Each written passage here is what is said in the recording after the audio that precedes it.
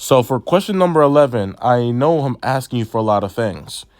Only parts of these will be on the midterm, but then you also must study the other parts for your final exam that's coming up in December, as well as study for your AP exam that's coming up in May. So for your exam, the midterm, we're going to first find the holes and asymptotes as equations, write the domain in interval notation. But for your AP exam, you should also look at how we wrote the limits and also going back to zeros and y-intercepts. So let's determine let's find the domain. Rather, you know what? Not even. I want to find the horizontal asymptote first.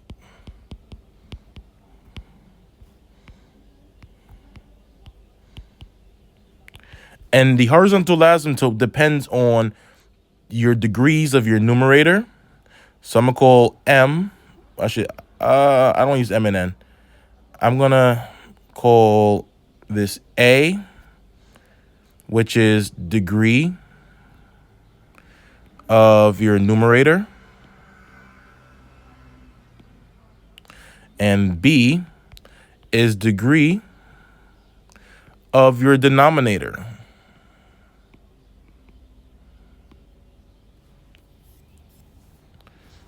So if the degree of your numerator is smaller than the degree of your denominator, then your horizontal asymptote is always y equals to 0. If the bottom of a fraction is getting much larger than the numerator of a fraction, that fraction gets smaller and smaller and smaller, and it approaches 0. If your degrees are equal, then the horizontal asymptote is the leading coefficients of the numerator and denominator divided from each other. So I'm going to call this a sub m divided by b sub n. Well, I'll call it a sub n. Where a sub n is your leading coefficient of the numerator, and b sub m is the leading coefficient of the denominator.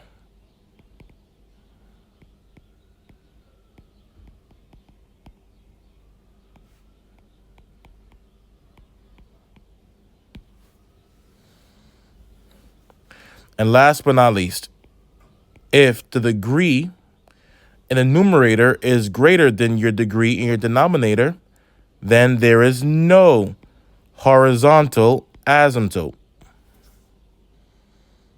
So yes, you have to remember these rules. These will not be given to you in your exam. You have to remember these rules as well if you're taking calculus, maybe next semester or in college or whenever you do take calculus. So in this case, my degree of my numerator is 2. Oops. Degree is 2 in my numerator. The degree is 2 in my denominator. So my degrees are the same. Because my degrees are the same, I am going to use the second rule. Because my degrees are the same, then my horizontal asymptote occurs at y equals to, well, the leading coefficient of my numerator is 1, and the leading coefficient of my denominator is also 1. That's going to be 1 divided by 1, and 1 divided by 1 is just 1. So y equals to 1.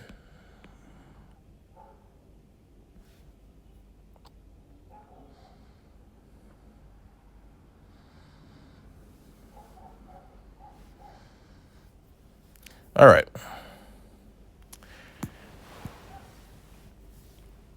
when it comes to my horizontal asymptote, back from the lesson, is uniquely tied with the end behaviors of a rational function.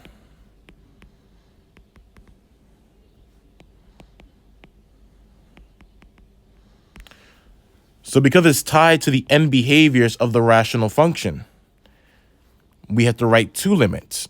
The limit of my function as x goes towards negative infinity, that's going to approach positive 1.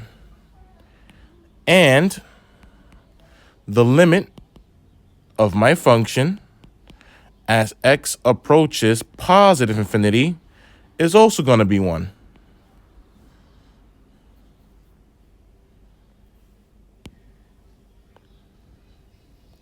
But this will be asked on your final exam. This will be asked for your midterm and your final.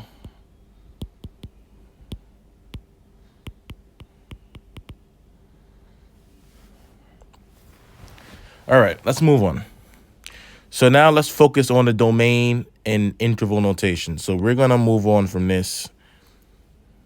We're now going to focus on domain. I just want to write the function f of x equals to x squared minus 16 over x squared minus 6x plus 8. And what we're going to do is we're going to factor the numerator and denominator of this function. So when it comes to factoring x squared minus 16, you first factor the x squareds. X squared is a product of x times x. So in this case, you want to find two numbers that multiply to negative 16, but when you add those two numbers, it gives you no middle term. And that's going to be negative 4 and positive 4. Negative 4 times positive 4 is negative 16, and negative 4 plus 4 is 0, hence why there's no middle term in this case. When you factor your denominator, once again, your x squareds factors into x times x, and you want to find two numbers that multiplies to positive 8. So multiplies to 8, and those same two numbers add to negative 6. Because it multiplies to a positive number, but adds to a negative number, that's an indicator that both numbers are going to be negative. Because a negative times a negative is a positive, and negative plus a negative is still a negative. And those two numbers are going to be 4 and 2. So we have x minus 4, and we have x minus 2. So by the definition of our domain, for a rational function, you cannot divide by 0. So for our domain, our denominator, which is x minus 4 times x minus 2, cannot be equal to 0, because if it is, the function is undefined or maybe indeterminate at a certain point. So that means that x cannot equal to 4 or x cannot equal to 2.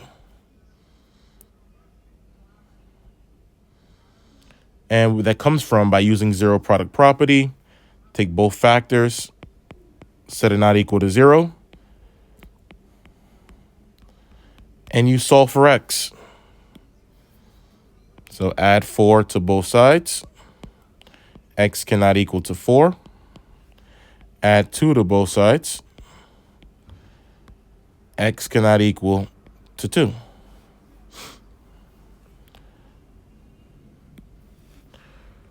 So our domain in interval notation is going to be negative infinity to positive 2, because it can be any real number except for 4 and 2.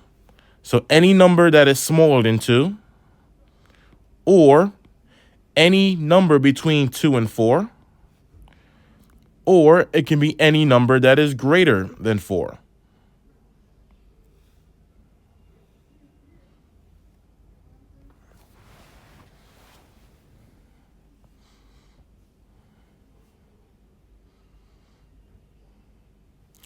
So this section is for domain.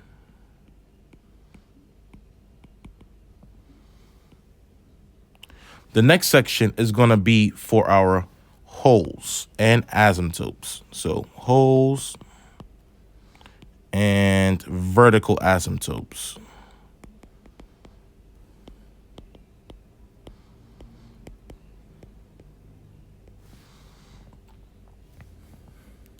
So let's take our factored function. F of x equals to x minus 4 times x plus 4 divided by x minus 4 times x plus 2.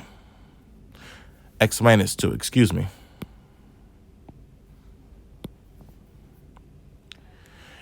Based on the definition of a whole, if the numerator and denominator has a common factor, then the whole appears at that value of x.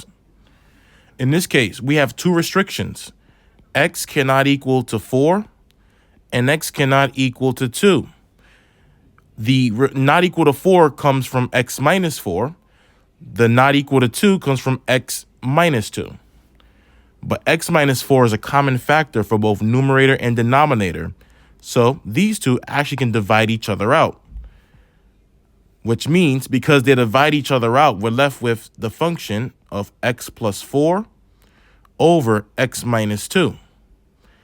But we cannot forget there's still a restriction at x equals 4. That is where your whole is going to occur at. So our whole is at x equals 4.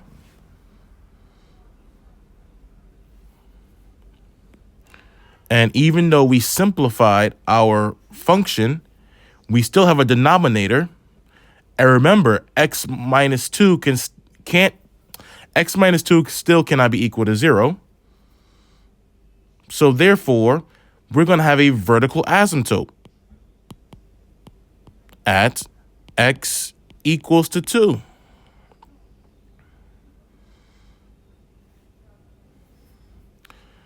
And to find the coordinate of the whole,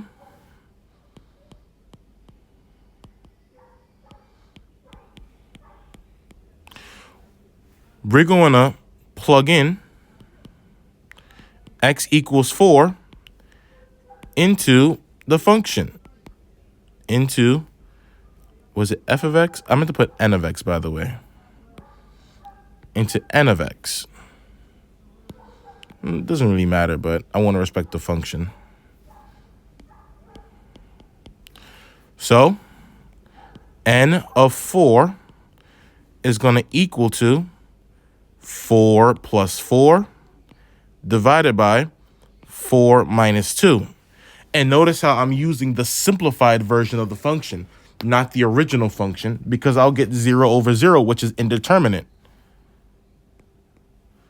So that's going to equal to 8 over 2, which equals to 4.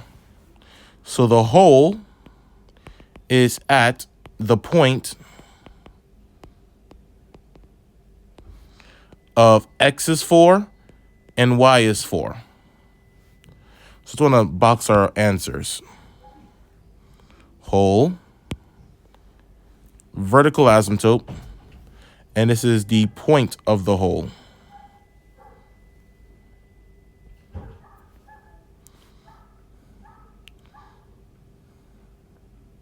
And we can write this as a limit as well, but I think I am going to hold off on that until the final exam.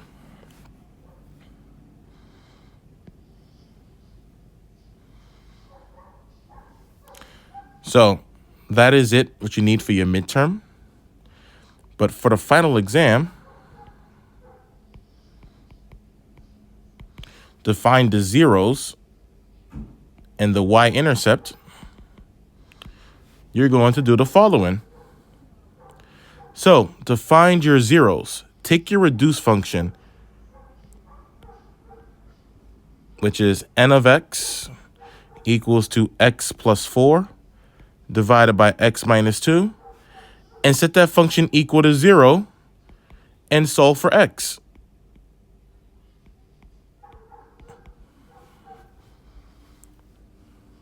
So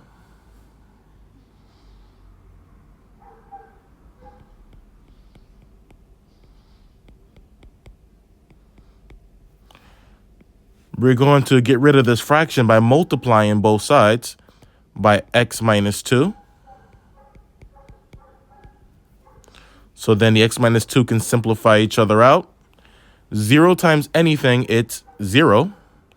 So then we have x plus 4 equals to 0. Subtract 4 from both sides. X equals negative 4. So the 0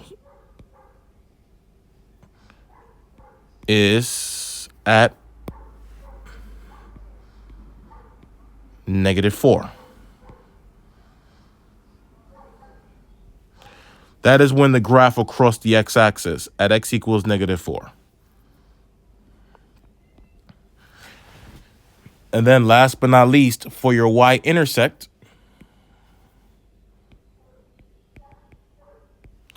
you're going to plug 0 into x. You want to find n of 0, which is going to be 0 plus 4 over 0 minus 2.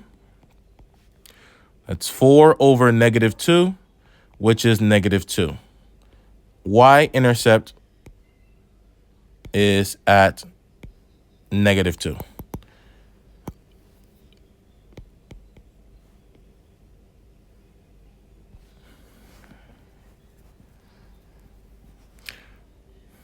All right, so that is it for number 11. Hopefully you guys liked the video. You enjoyed it. Hopefully it made sense. Please work on your factoring if you need to. I know it was a long process, but these are things that's going to prepare you for college. And to the ordinary college student, even though you guys are still in high school, this is actually not considered even one of the hardest questions. Just to leave you with a little bit of peace of mind, although it may not help, but I'm just going to write the limits for the whole. So the limit of n of x as x approaches 4, that's going to equal to 4. We get that information from the whole. And then for the vertical asymptote, the limit of the function, in this case n of x as x approaches 2, does not exist.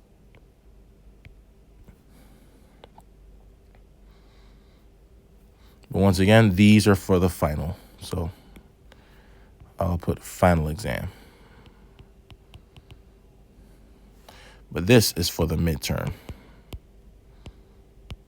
including this midterm. All right, guys, take care.